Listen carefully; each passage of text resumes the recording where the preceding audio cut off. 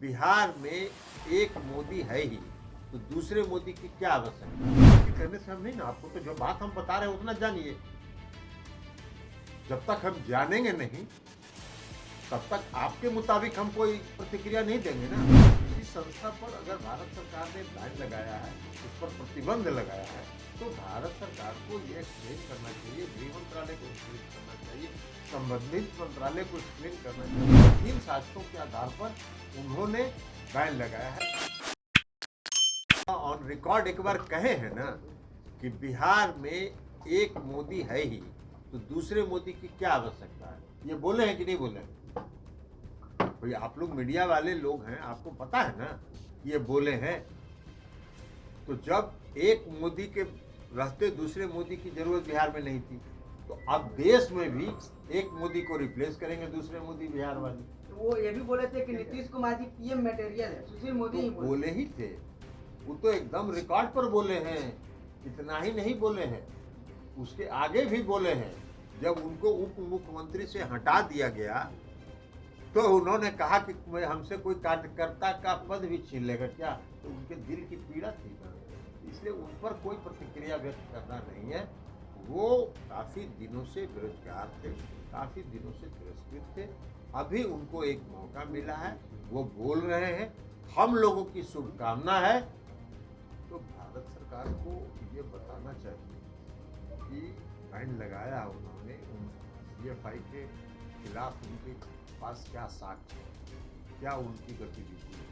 इसलिए इस पर हम लोगों की प्रतिक्रिया जानने के लिए भारत सरकार से प्रतिक्रिया पूछनी चाहिए आप लोग, और भारत सरकार को बताना चाहिए देश को कि हमने बैन लगाया, इन कारणों से बैन लगाया, ये साक्ष्य है, ये उनको बताना चाहिए।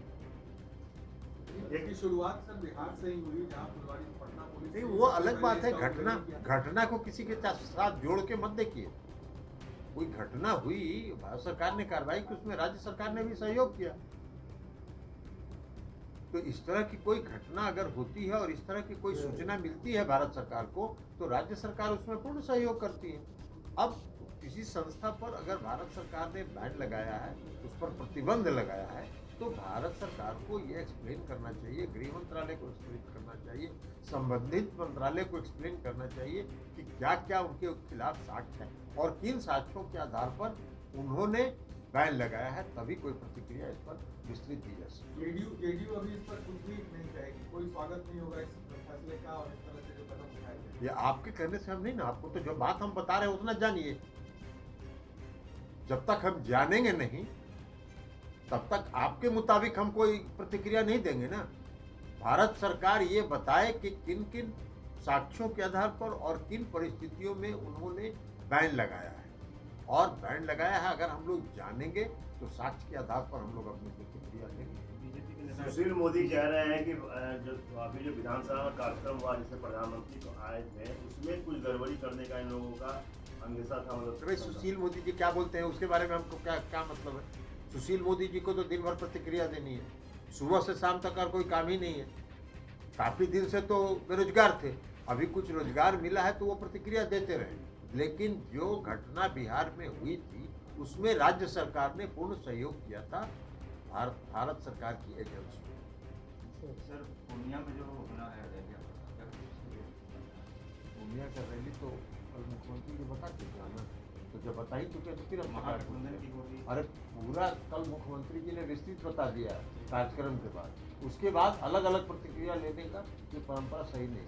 ये देश के लिए खतरा है। सुशील मोदी ने कहा कि आप मुंगेर का जिलाध्यक्ष बनाया जाए। चलिए हो गया, सुशील मोदी जी को कर दीजिए।